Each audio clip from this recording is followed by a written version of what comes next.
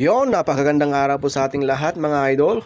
Welcome back po muli sa another short video po natin. Para po sa short video po natin ngayon, mag-share naman po tayo ng konting kalaman at idea mga idol. So para po sa short video po natin mga idol, ay meron po tayong inahanda dito mga idol. Meron po tayong circuit breaker at yung wire size po, yung size ng wires.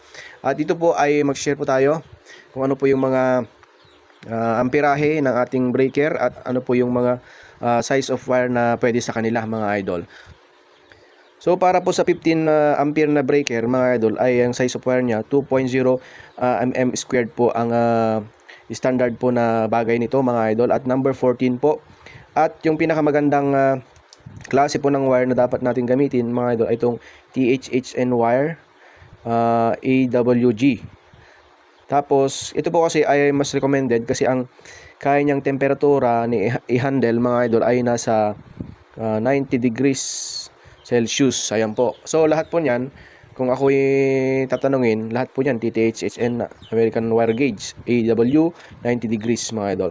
Ayan, para po sa 20 ampere mga idol, 3.5 mm squared. Number 12 po yan. Para naman po sa 30 ampere, 5.5 mm squared. Number 10, 40 ampere, 8.0 mm squared. Number 8, 60 ampere na sa 14 mm squared at number 6. At para sa 75 ampere nasa 22 mm or mm squared, number 4. Sa 100 ampere po na breaker, 30 mm squared, number 2. Then sa 125 ampere po na breaker natin, nasa 38 mm squared at number 1 mga idol. So lahat po yan dapat nasa THHN wire para mas maganda, mas effective yung ating mga circuit mga idol. So yun lamang po ang ating may share ngayon mga idol. Babalik po tayo sa sunod na video. Maraming salamat. All goods tayong lahat mga idol.